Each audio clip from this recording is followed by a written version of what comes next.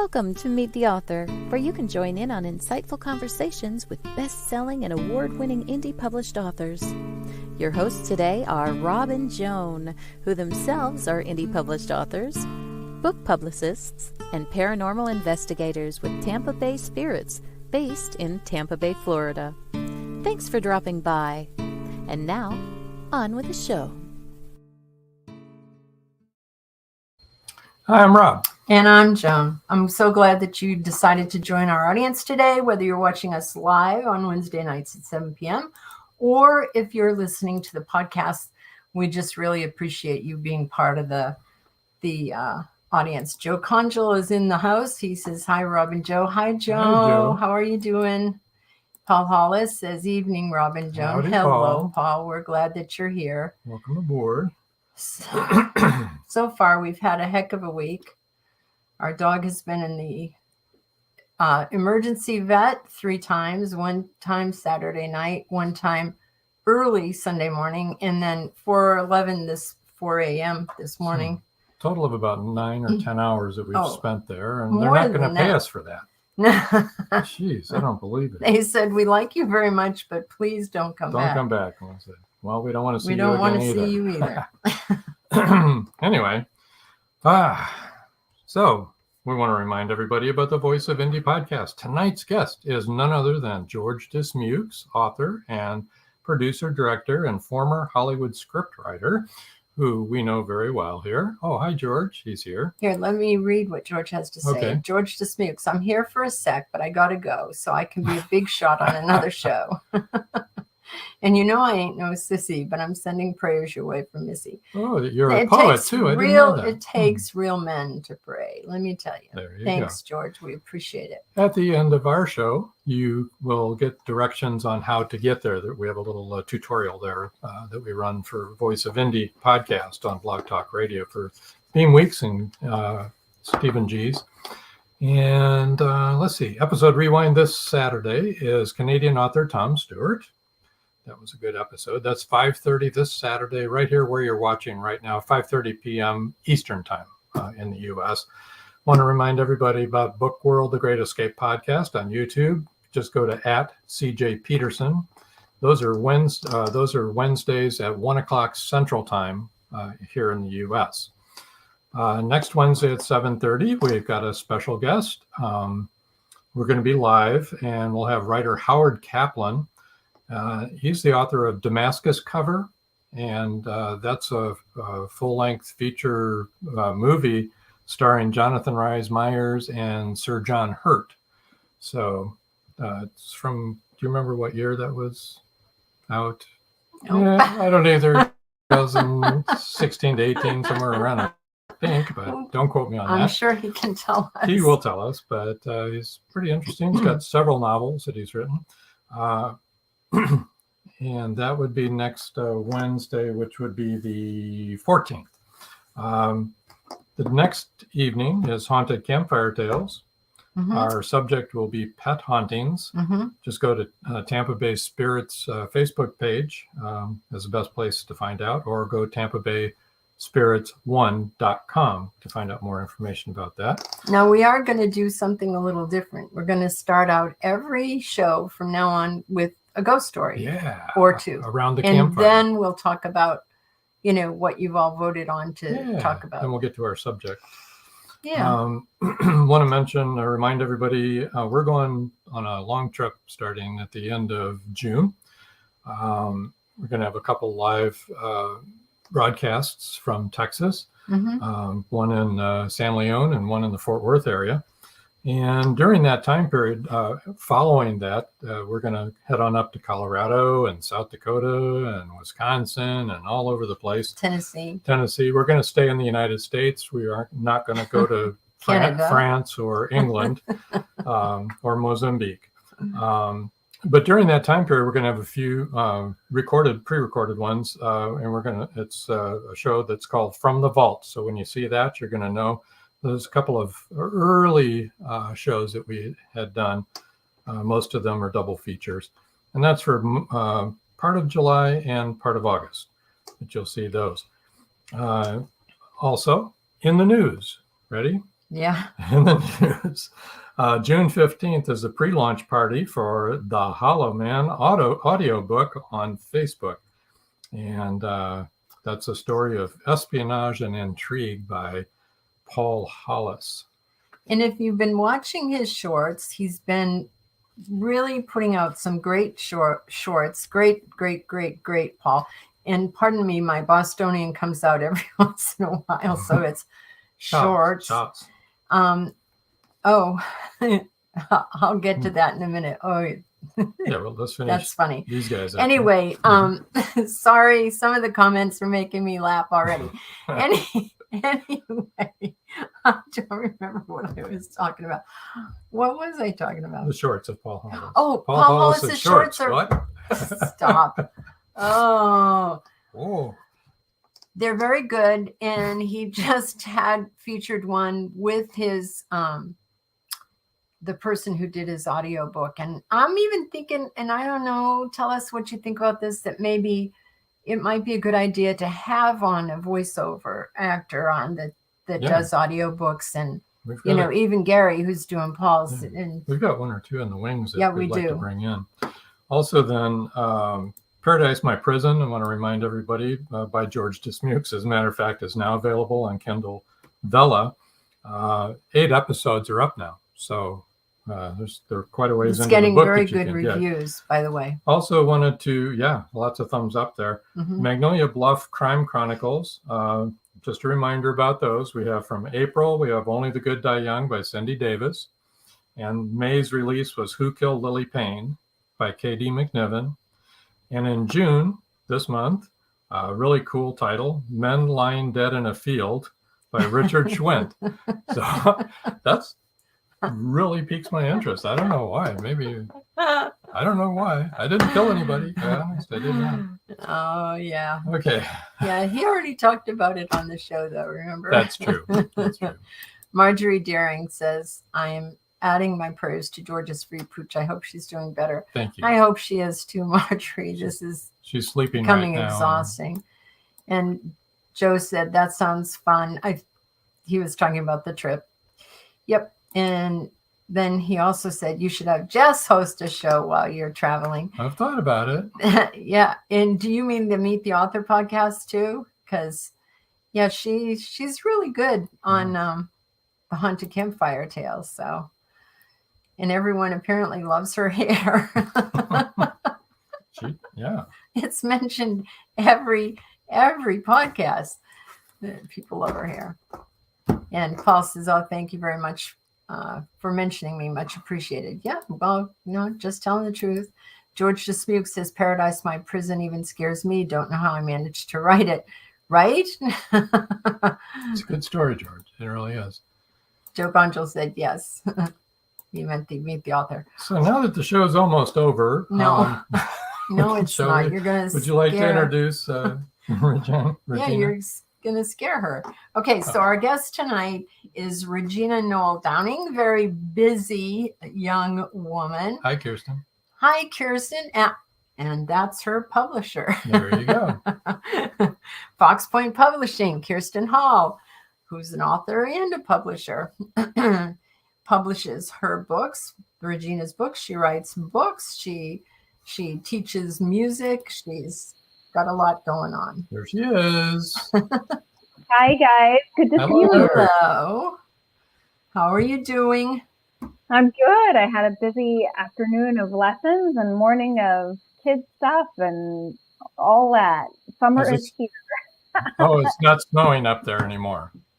No, not anymore. It's been hot and humid. Yeah. Paul Hollis says, welcome, Regina. Yeah. Whereabouts do you live in Iowa? So I'm in the northeastern tip, so near Minnesota, a couple hours from Minneapolis. Just north of Davenport?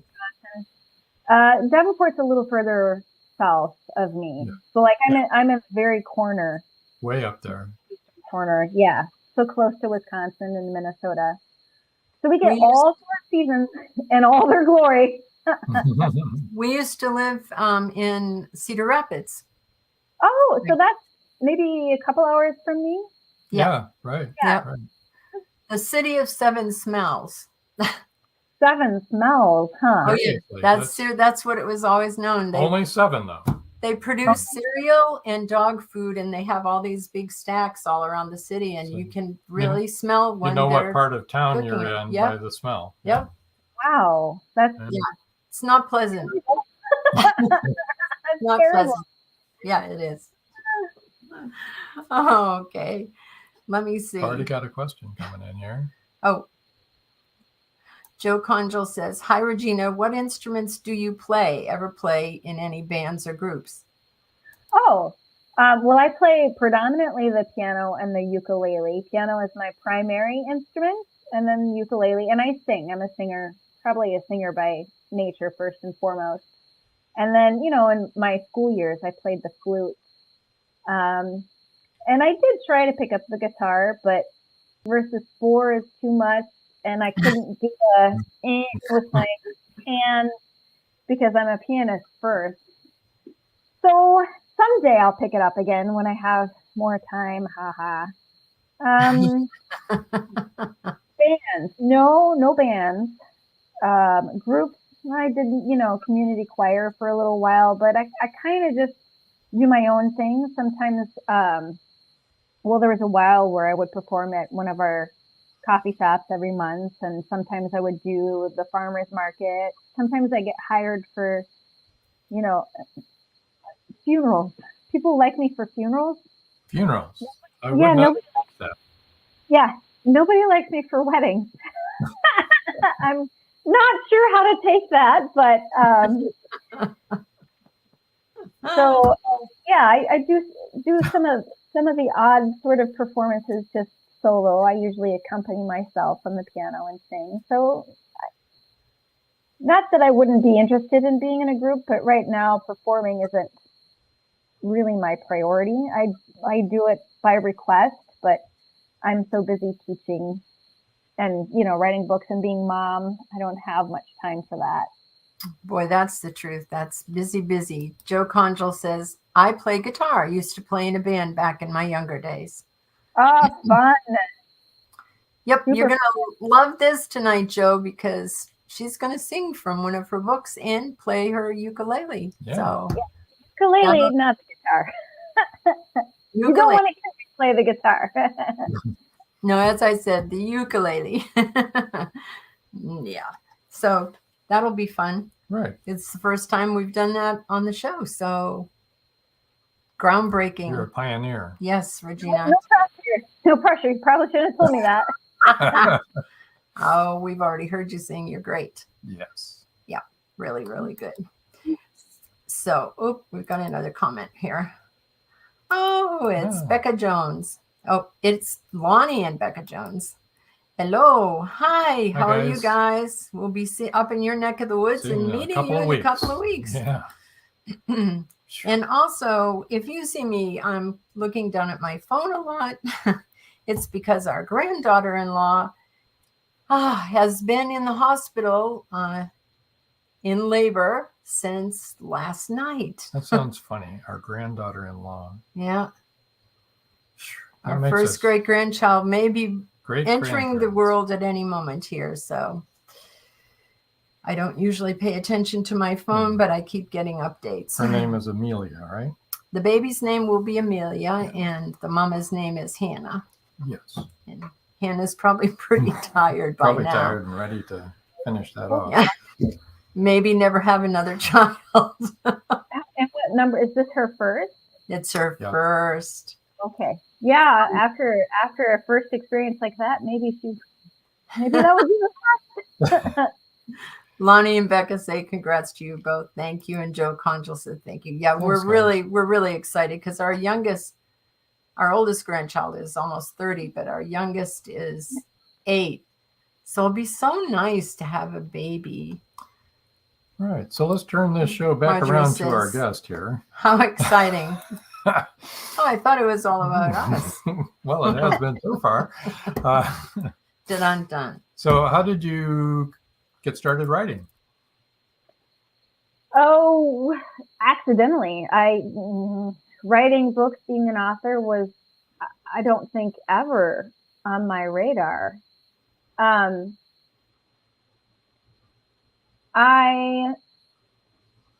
I have my own music studio. I teach kids and adults of all ages and abilities, starting as young as 3.5 and as old as, gosh, in their upper 60s. And I have different abilities and special needs. And so I have to have a lot of tricks up my sleeve to be able to be an effective teacher in all of these different scenarios. And I'm sure parents they got to have a lot of tools up their sleeves just to parent. Yeah. Right? And it changes from, sometimes it seems like it changes day to day. And then other times it seems like you kind of get in a groove of the stage that they're in and you can kind of coast for a little bit. And then they're on to the next stage. So writing sort of happened accidentally because of that. So I can remember, my son would tell you a different story, but there was this day and it was pre-COVID. So he must have been about 7 or 8. And I just remember he was having a temper tantrum over something, a meltdown over something. And he was kind of prone to that. He's a very sensitive kiddo, didn't do transitions very well. And so I had like a whole bunch of different ways that I would address that depending on the situation and the environment. Sometimes you would just let it run its course. And sometimes you felt like something else was needed. And this was a moment where I felt like something else was needed than to just let him have his tantrum. But nothing that I was doing was working. Like nothing. And I remember he'd like thrown himself on my bed and was just going at it. And I had a moment where I just stopped and I looked at him and I just started singing. Whatever came to my head. And it was, if you're feeling blue, don't know what to do. And I just kept going, whatever came into my head. And I gradually sat down on the bed with him and I started like tickling him and cuddling him. And I just kept singing whatever came to my head. And gosh, he stopped. He stopped flailing around. He calmed down. And within minutes, he was like laughing and having fun with me. That's awesome. That's and really I was like, yeah, awesome. So the next morning, I caught both kids singing it. And they're like older. They're like 7, 8. And then Simone, my daughter, she must have been like 9, 10, something like that. So they're older kids. And they were singing this around the house. And then, we just kept singing it and time went on. And then I'd catch my daughter rocking one of the dogs, singing to the dog. And so then I started to come up with other things for different transitions that we were experiencing throughout our day to help. Because as a music teacher, I know that music is really helpful in transitions for small children. So I was like, I'm just going to do this in our daily life and see where it can be helpful. So then it was, a bedtime lullaby, because we always had our bedtime routine and time together. And so I started including a lullaby. And they are older at this point, but it was still effective. No, they had to be younger. 7 and 9. I think it was 7 and 9. So older, but still really effective. And then COVID happened. And I never really thought like to do anything with this stuff. It was purely just, parental survival methods. And then when COVID happened and we were all stuck at home, I had to put all of my students on Zoom, which was fine, but not so fine for the really small children. So, because they need hands-on stuff. So I was like, what can I do on a Zoom that's hands-on? And I had an adult student come in and they're like, hey, check out these story songbooks. And I was like, well, duh, that's what I used to do. So, like probably the next day I reached out to a local artist to see if they'd be interested in illustrating these songs for me and maybe turning them into a book. And I didn't know him. Like, I had been following him on Facebook, you know, like stalking him on Facebook or whatever. And sent him this like long like text on Messenger, right? Didn't know the guy. And it's just blah, blah, blah, blah, blah. And would you be interested? And surprisingly, he was. And so I sent him what I had, and he started coming up with some sketches. And I was like, all right, you just keep doing that, and I'm going to start looking for a publisher. And then I had found like a friend of mine, sort of an acquaintance, that had published a children's book. And this is sort of in the midst of it all, because what I was finding was, at the time with COVID happening, there weren't a lot of publishers taking on new people for this or that reason. So I happened to catch that this acquaintance had written a children's book and it was published. And so I was like, hey, do you got any tips for me on how to find a publisher? I've got this idea and here's what it is. And she was like, oh yeah, you should send this to my publisher. And that was Kirsten Hall at Fox Point Publishing. So I sent it to Kirsten. Actually, I think I sent it to her daughter, Chelsea, the co-publisher. Did I say that right? Because they're a team. Yeah. so anyway, it was a very quick turnaround. Very quickly, they were like, yeah, let's do this. And so I signed it, like it all happened super fast. I think they'd already started the ball rolling before I even assigned the contract officially. And then that was published. I can't remember when now, because with COVID, everything's kind of a blur. And then I can see you reading that. Hold on for a second. This is from Inherent Dream Production Company. First time checking out this pod, you hooked me with I Want to Believe poster in the back. I have the same one in my studio, but in all honesty, very entertaining. And Regina is awesome. So is Kirsten. Oh, thank you. Trevor. Hi, Trevor. Trevor, you're awesome. Trevor at Inherent Dream Production Company. He's a big Mr. Rogers fan, just like me. So. Okay. Well, if you missed the beginning of the show, you probably missed the fact that we're paranormal investigators. So we have a lot of I want to believe in that kind of stuff. Yeah, super cool. We need to get our sponsors in. Yeah, we need to take a quick break with our sponsors, and then we'll be right back, and we'll show you some of the books. Yeah, just so they don't pull the plug on us, you know. They would not. It's 1919. Back from the war in Europe, Eric Lasko returns to Floodwood Station, Ohio, the small coal mining town he calls home.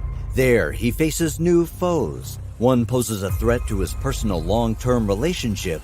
The other is lurking in the adjacent Hocking Hills State Forest, a vicious, incredibly lethal beast driven by bloodlust. An 11-year-old girl and an old man have seen the creature, but no one believes the claims of a young child and a known drunk.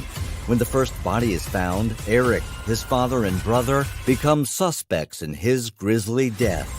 To clear himself and his family, Eric must prove the beast exists. As the gruesome body count rises, the immigrant miners realize what's stalking their town. Every country calls it by a different name, but the creature is the same. Werewolf. Who is it? The residents reach a conclusion, but are they right?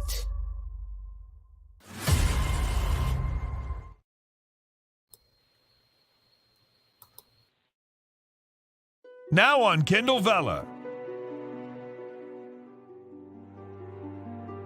Paradise, My Prison. Charlie Flint awakens from a deep sleep and finds himself alone on a tropical beach surrounded by a palm tree jungle and exotic animals. He cannot remember who he is or anything about his life. First, he must find food and build shelter and protect himself from hidden dangers. As his memory gradually returns, it reveals what a very flawed person he is. A man who made too many mistakes, made too many enemies. The implications of the truth are staggering. How did Charlie get there? And will he save himself? Paradise, My Prison is the riveting new suspense thriller from retired Hollywood scriptwriter George Dismuse.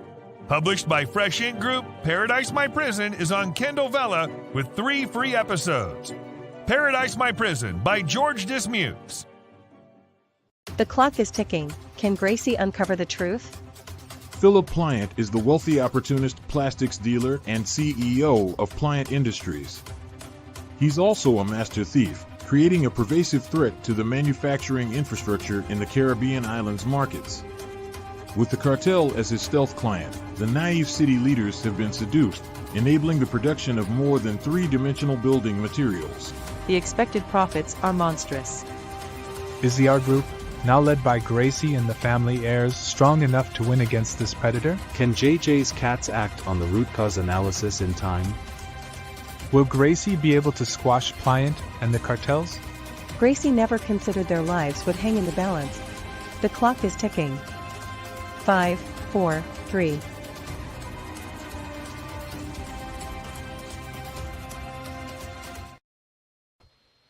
We're back. We are. And Kirsten said Snuggle came out in May 2021, and Bedtime Rhyme came out in November 2021, and Dear Mom and Dad came out in November 2022. So now let me show you. Let's see. Thank you, Kirsten.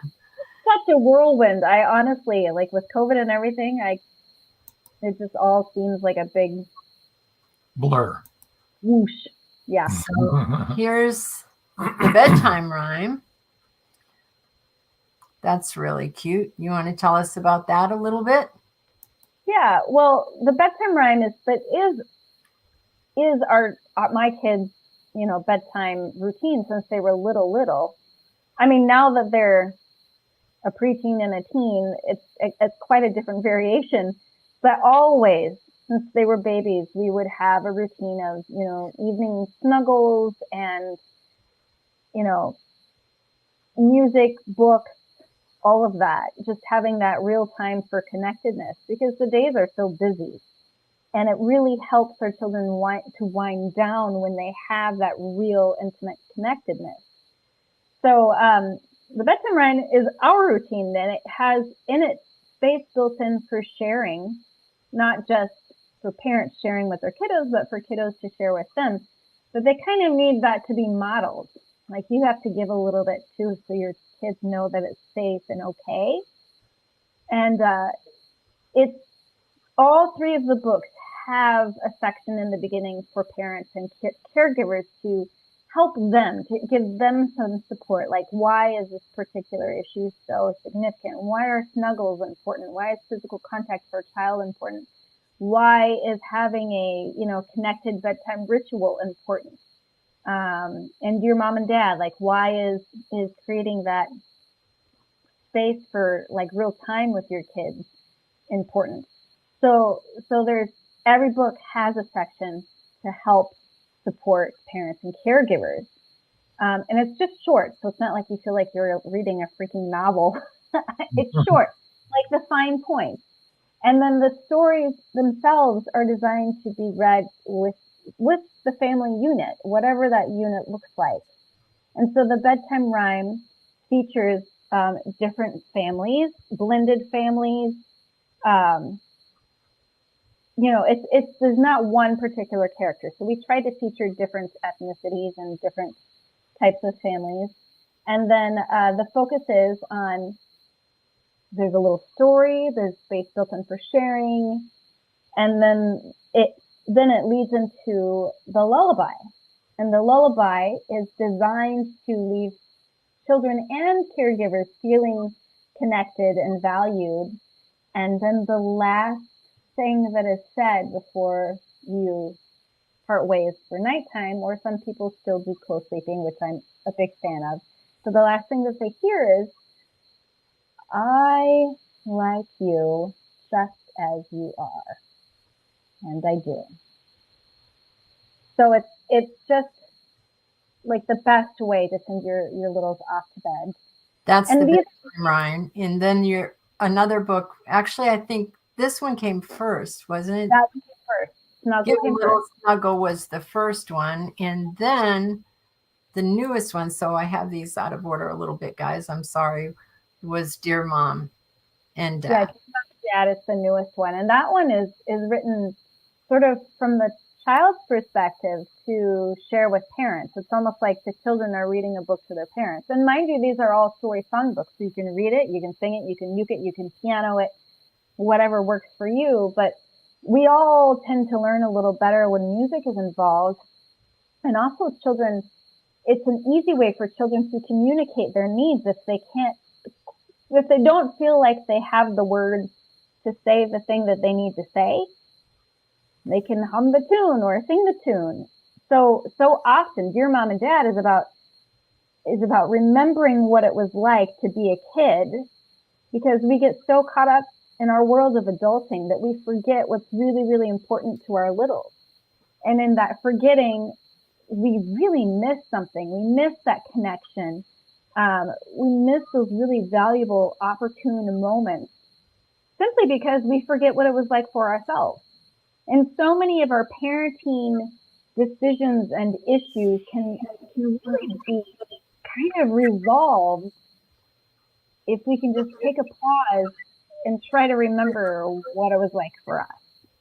Joe Conjal said, what a wonderful cover. Yeah, they have 3 beautiful covers for sure. I think one of the most important things is choosing your battles. You know,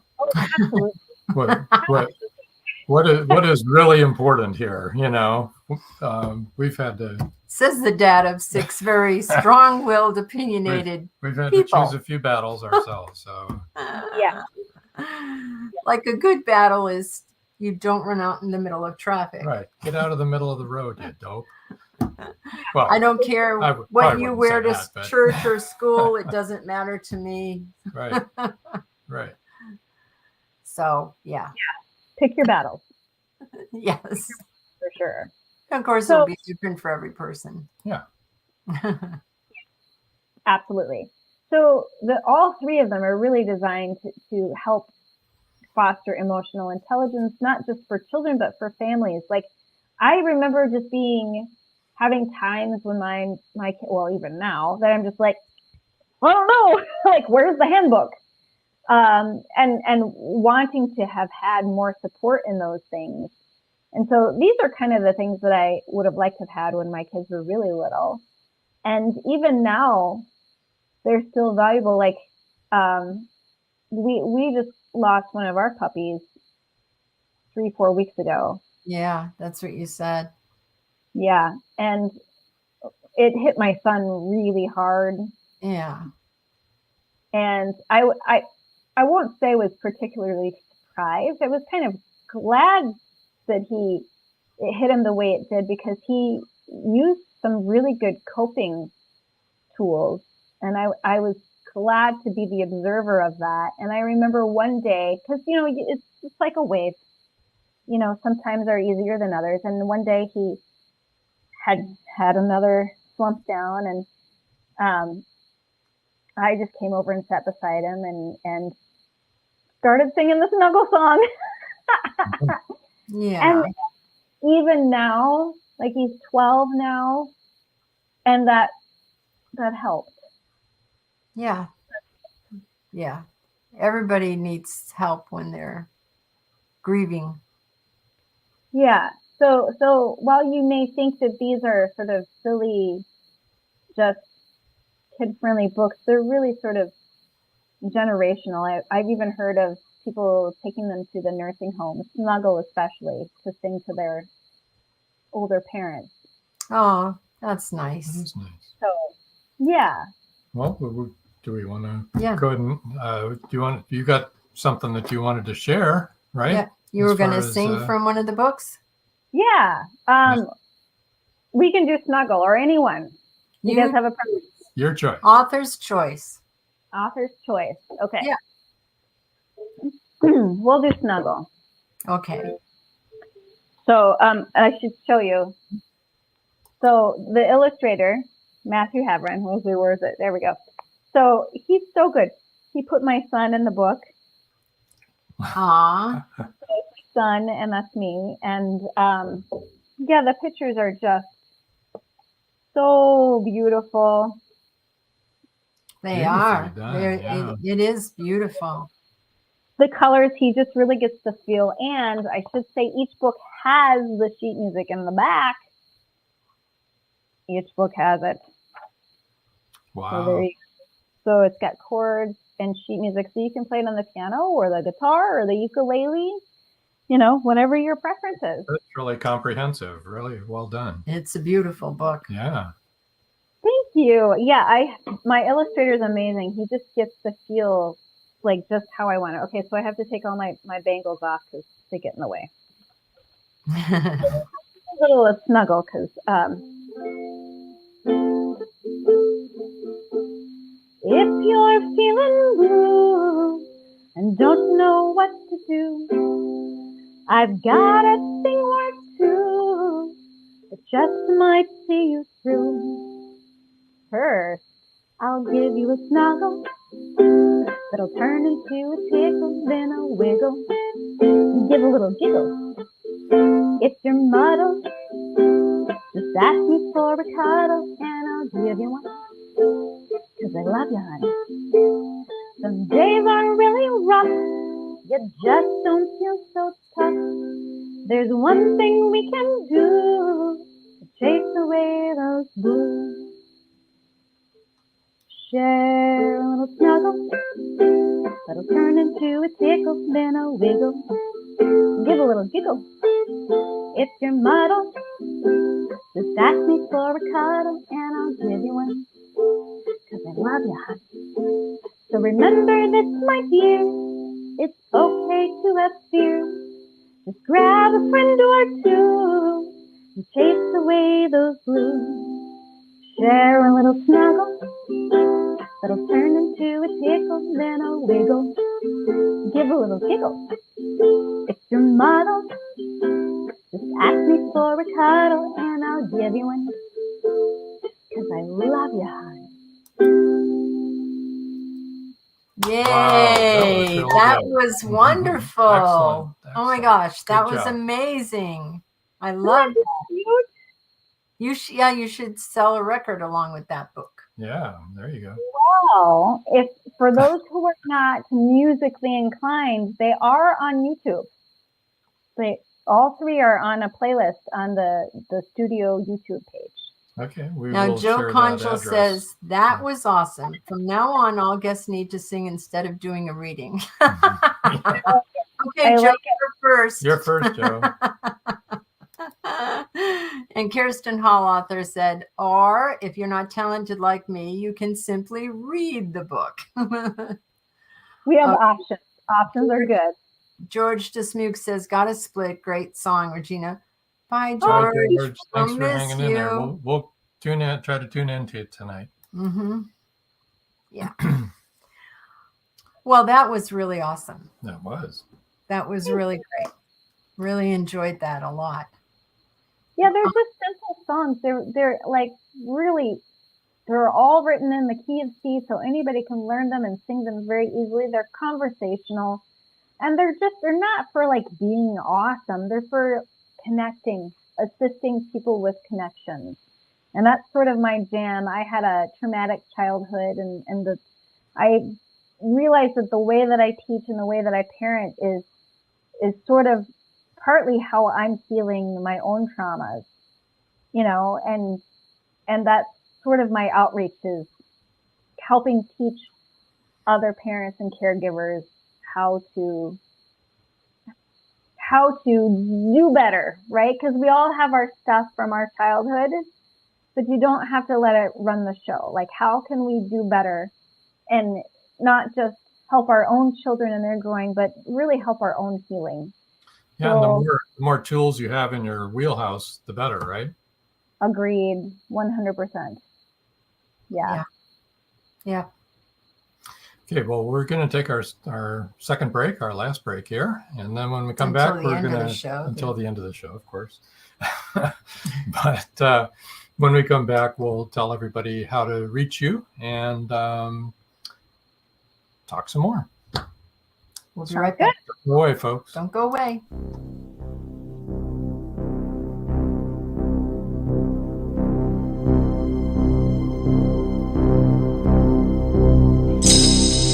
First, there was Siren Song, then Siren Song 2.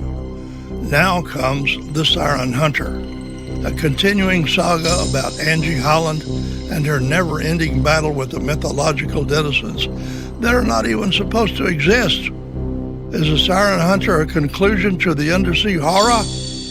Only the sirens know for sure. The Siren Hunter, now available on Amazon, Barnes & Noble, and many other bookseller websites. Or contact this podcast. The trilogy is complete.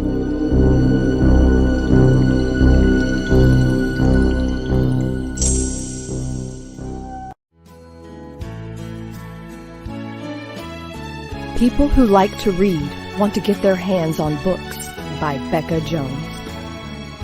Becca Jones, the breakthrough author who tells it like it is. It takes courage to tell a story when it reveals dark secrets. Becca Jones delves deep into the hidden world of sexual abuse. She tells what happened and also tells how she survived. Meant to Be is much more than just entertaining. Meant to Be gives you a point of reference, hope to cling to, and becomes a guide for survival if you have suffered the same thing. Meant to Be, Becca Jones, a must-have. Meant to Be is available on Amazon, Barnes & Noble, and many other bookseller websites.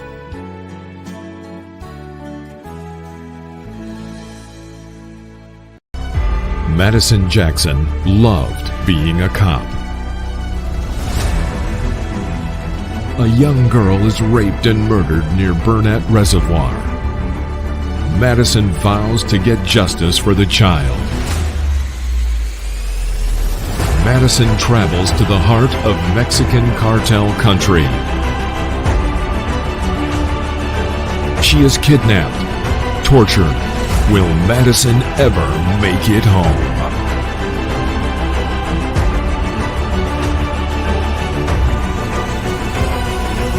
Justice by Kelly Marshall, only at Amazon.com. And we're back. Howdy. All right, let's get some of this info out here so you can all reach Regina. Her website is Linktree Author R&D, and it's spelled like this: linktr.ee/author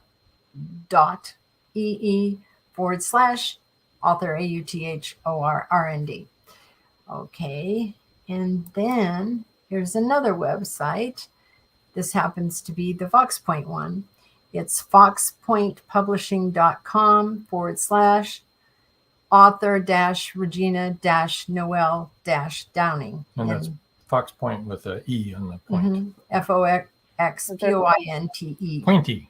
Fox Pointy Publishing. And she can also be found at indiebooksource.com with the same setup, books by Regina Noel Downing. You can find her on Facebook under Regina Noel Downing Author, and Noel is Noel. I don't think I spelled that yet. And Instagram is Author Regina Noel Downing, all together.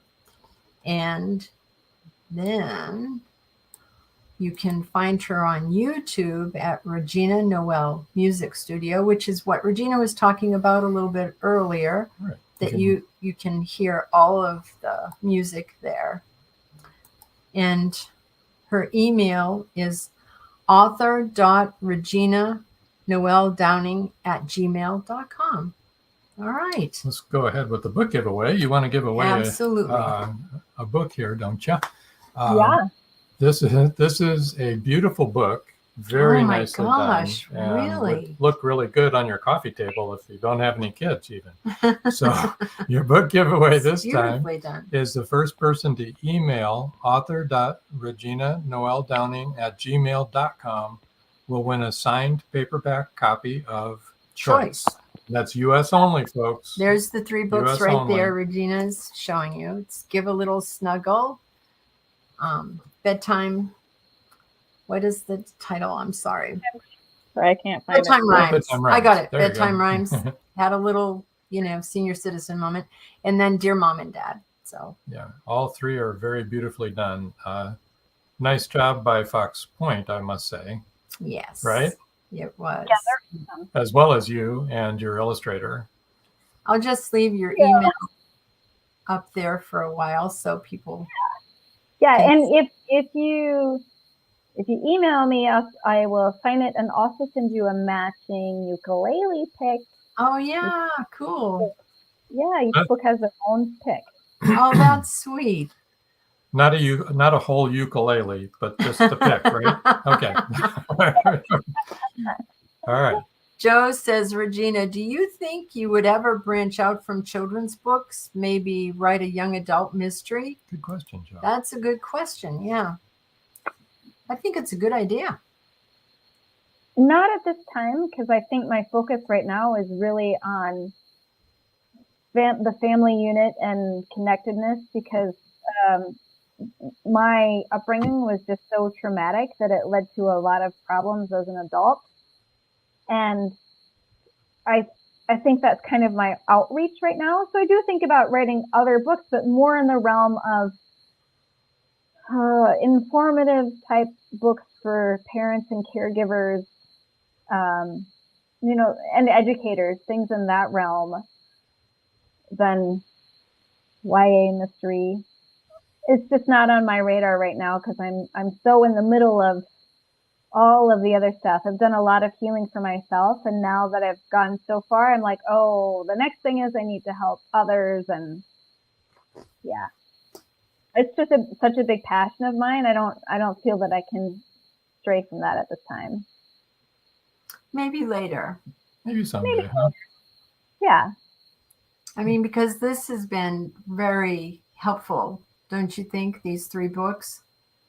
I mean, for other people as well as yourself to be able to figure out that first time how to help your son, by giving him a little snuggle and singing to him and all that kind of thing,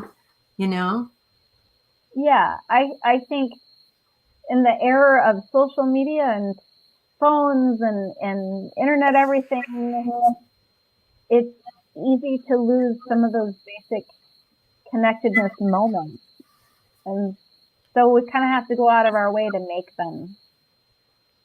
Yeah. Well, yeah.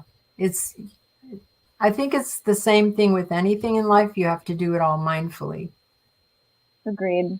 Not just, while you're watching TV or scrolling through your emails or whatever.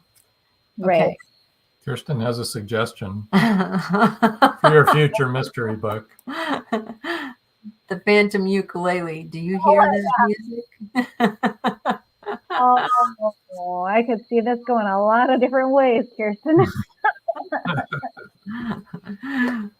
Then you could be on our other podcast. On the Paranormal podcast. The Haunted Campfire. Huh? I can see something. Let me see, Kirsten. That's really funny, Kirsten. Joe Conjal said, "Oh, go with it." He's on board. It's an awesome title. It is. It really is. Well, it could either be paranormal or you're just playing crazy. You got on. I certainly hope it's paranormal because I hear things. I don't know. We might fall into either category. I don't know. Depends on who you talk to, I suppose. So I also wanted to mention to the audience that even if you're watching this or listening to this weeks later, months later, drop Regina email and tell her what you think about her music and her books, and I'm sure she'd love to hear from you. Okay, so your friend Trevor at Inherent Dream Production Company said, "We want the movie right. We'll be in touch." There you go. Okay, Trevor. I'll let you know. Oh, Kirsten said a collaboration between all 3 of you, paranormal and music. There you go. Yeah. You're right. Spooky music. I really do hear paranormal music sometimes, unfortunately. Can play some. Play some paranormal music? Yeah. Why do you want to do that? It would make a nice smooth transition. There we go. That's not scary. That's just. Oh, I should say that my birthday's on Halloween. Is I'm it? a Halloween baby. Yeah, I'm a Halloween baby. That's awesome. That'd be a good launch date for the book. Yeah. No, I just love how you guys are all coming up with this for me. We got your life all planned out for you. Yeah, All you got to do is do all the work. No problem. Yeah, in your spare time, by the way. Right. So but you do have some books in that have really pretty much already written themselves that you will eventually be publishing, right? Yeah. Yeah, it's just right now I'm focusing on the studio and my kids because they're in junior high. Gosh, it's just gone so fast up to now. Yeah. My third. It goes faster. It does.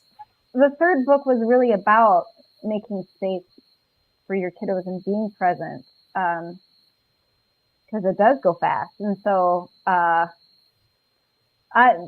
so swamped with the studio and being mom and the book events that I do have. I just need to keep things as possible right now. Well, speaking of the music studio, can you tell us a little bit about the music studio? Sure. Well, that's where I'm at right now. You're actually sitting on my piano. Oh, sorry. I started teaching. Well, I started teaching when I was working on my master's degree way back in, I don't know, 2003 or 2001, something like that. I can't really remember. But I would travel to people's homes and teach. And then I got my master's degree in education. And then I moved to California for a couple of weeks and didn't like that. And then came back and my boyfriend asked me to marry him. And so we got married, and then there was a baby. And so I wasn't teaching. And then when she was maybe like 6 months old, somebody asked me if I would be willing to start teaching again. And I was like, sure, but I'm bringing the baby. I have to come to you and I'm bringing the baby. And they were like, okay. So that's what I did. And my daughter is going to be 14 this month. So she was just 1, I think, when I started teaching again. So I'd take her with me, and then I was pregnant with number 2, and we'd travel and teach, and then I'd be nursing and teaching, and I'd have one running around, and eventually we got things sorted out so I could teach from home, and then it just kept growing. I guess I didn't know what to expect at the time. I was just, you're a new mama in survival mode, and I was just making a little extra money on the side, and now I have about 30 students. And I have students on Zoom, so students from all over.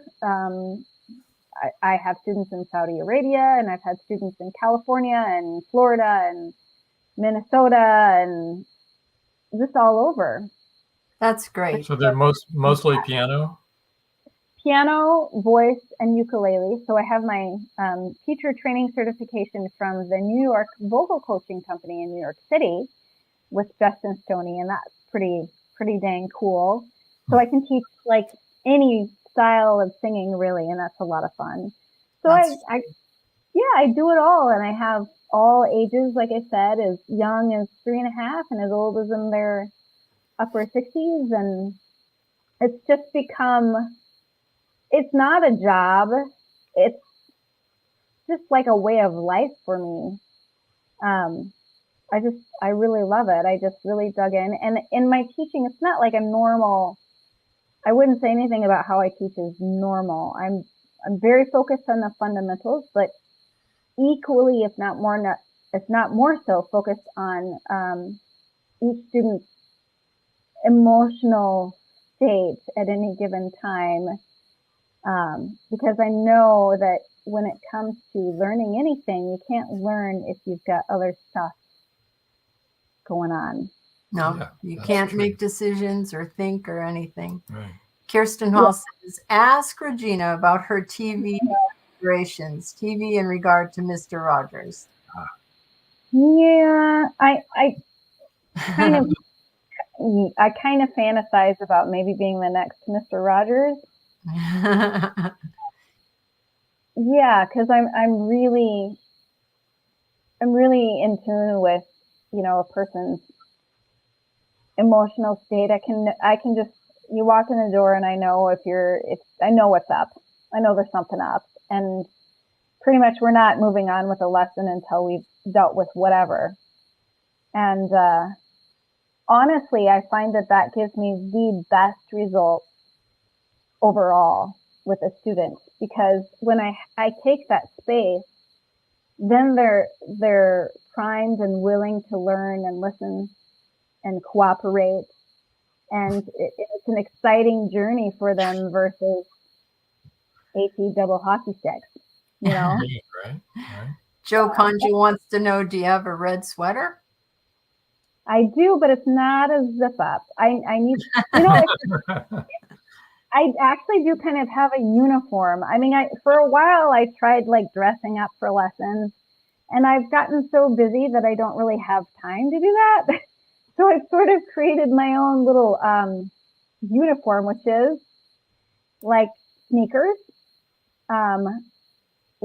jeggings for jeans, or like jean shorts maybe, and then a t-shirt with a like a zip up, like a hoodie, and it's pretty much the same hoodie all of the time. And then I switch it up with my glass earrings.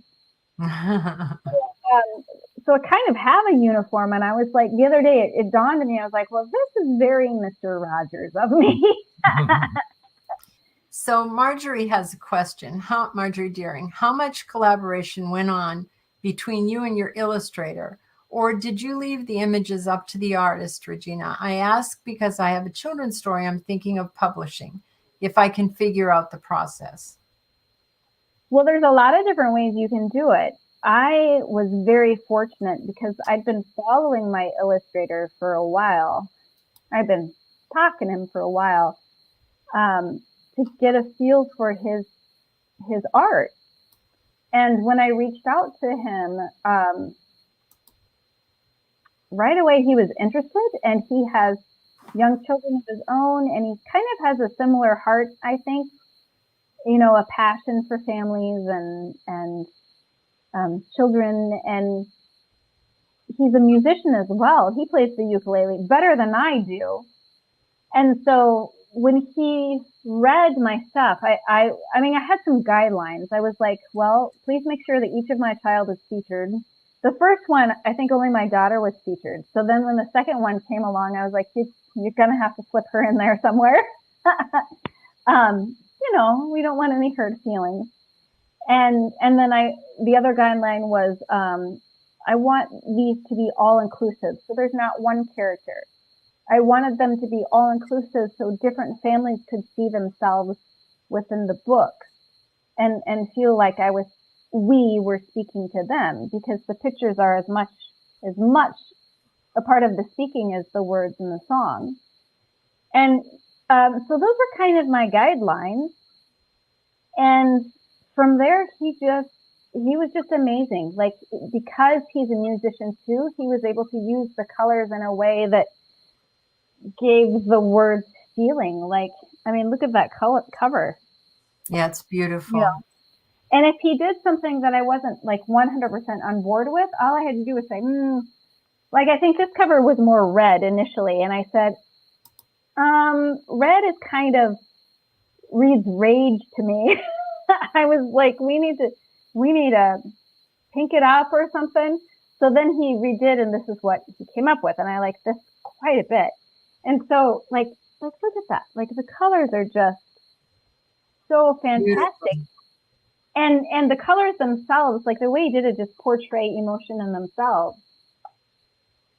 So I just got lucky. I think a lot of it is if you're lucky enough to find like an artist illustrator like this one. Here's your rage page. Yeah. Yeah. Not having a good day. So like, I think if you find an artist / illustrator that you can really connect with, that can sort of be on the same wavelength, I think that can help a lot. So it's just kind of getting your feelers out there. And then I know our publisher, we have illustrators in house, and they're, from what I've seen, they're all very good. So yeah, it's just like getting your feelers out there and finding people that are a good match. And I think there's a different process for everybody. I think some authors might have more for guidelines than maybe I did. But I think in my case, it was just my artists. We were just kind of on the same wavelength. And I wasn't afraid to say if I didn't like something or something needed to be tweaked. And he was really great about that. He didn't take it as like negative criticism or everything. He would just consider it and be like, oh, okay, well, let's tweak this. Well, that's good. Yeah, he was Matthew Havern. Go ahead. Matthew Havern. Everyone should know that Voice of India is kicking into gear, and he'll be on in 15 minutes. I better get off then, huh? No. Marjorie says, thanks, Regina. Oh, you're so welcome. Kirsten's got her. Okay. Something to do too. At Marjorie. Yeah, that's for Marjorie. That's somebody to contact. Sorry. SCWI organization.org. Is that the author's address? I mean, the illustrator's address? No? Maybe Kirsten, you can tell us more about what that is. Yes. That's from Marjorie. Yeah, it is from Marjorie. Okay. So. Anyway. Children's writer. That's for children's writers and illustrators. Okay. If you're both on the same Facebook page, then you can see that in the feed. But if you're on different Facebooks, then she can't see it. But they should be on the same one, though. Okay. I think. Who knows? I don't know. I can't figure out Facebook anymore. It's an enigma. Yeah. It seems like they've made some changes lately there. Made it more difficult to do what we do. A lot more difficult. Sure. That's for real. Marjorie says she appreciates that info. Good. Well, this has been awesome. It has the there's another one, the Global Community for Children's Book Creators, SCBWI. Yeah. Okay. Yeah. You can find illustrators on that site. Perfect. She wants you to know. Okay. That's good. But those are beautiful children's books. Wonderful. Yeah, I really like them. And believe me, with 6 kids and 14 grandchildren, we have had a lot of children's books in this house. Those are keepers. Yeah, they are. They're beautiful. Yep. Yep. I keep a lot of my favorite children's books too for my great grandkids, and these will be nice for my own kids, just so that they, when they're grown and have their own kids. Yep. They can be like, yeah, look what grandma did. Yep. Yeah.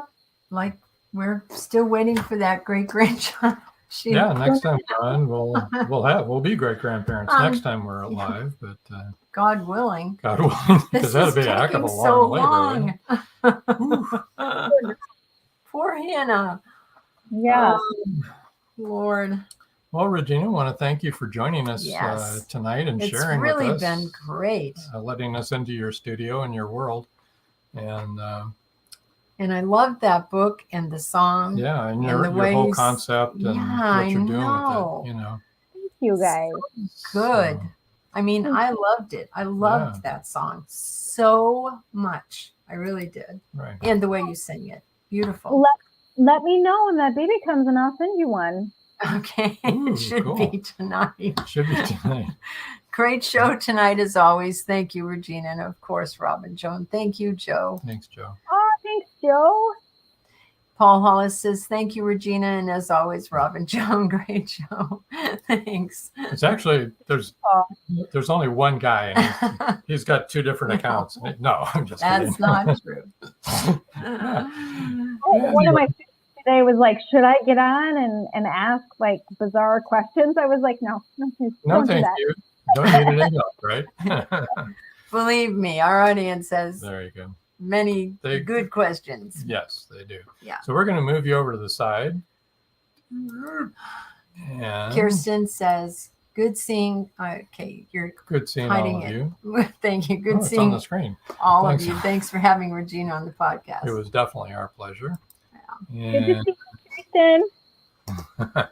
Listen to you, hear you, read your. Want to thank everybody for joining us tonight. Want to make sure you join us next week, next Wednesday, same time, same place. In our live broadcast will be thriller writer Howard Kaplan, the author of the Damascus cover and motion picture as well. And let's see. I think that's about all I've got. Do you have anything else you would like to share? With No, you already told me at the beginning of the show I talk too much, so. Oops. I forgot about that. Well, it was implied in what you said. We talk too much. I think that's what that was supposed to be. The signs of healthy marriage, you guys. It's all there good. You go. There you go. She's on our side. Okay. Oh, my God. All right. So until next time. That's all, folks. That's all, folks. Good night. Stick around, Regina.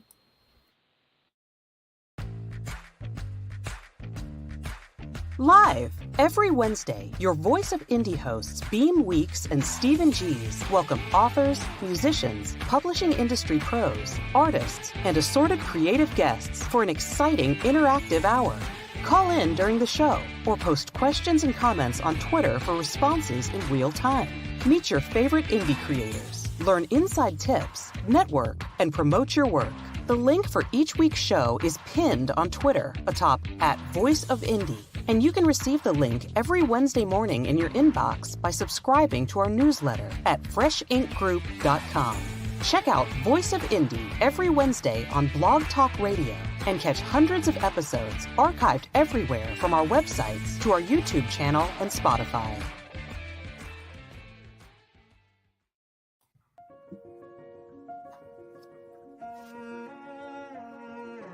Mystery hovers in the Magnolia Bluff Public Library. It has nothing to do with the hundreds of suspense novels on its shelves. Caroline McCluskey is the librarian. She finds a crimson hat and a black and white poodle puppy. They belong to Esther Williams. Esther is missing. The police can't find her. Neither can the FBI. Esther's only hope is a ring of 3 women investigators who form the Round Table. The Round Table has already solved one mystery in town, but this time, a woman's life is at stake. The Doggone Diamond Dilemma is now available on Amazon. Thank you for joining us here on Meet the Author. Make sure you stay up to date with our show by clicking like, follow, and share. And you can find us on Spotify, iTunes, and more. See you next time on WLFE-DV.com.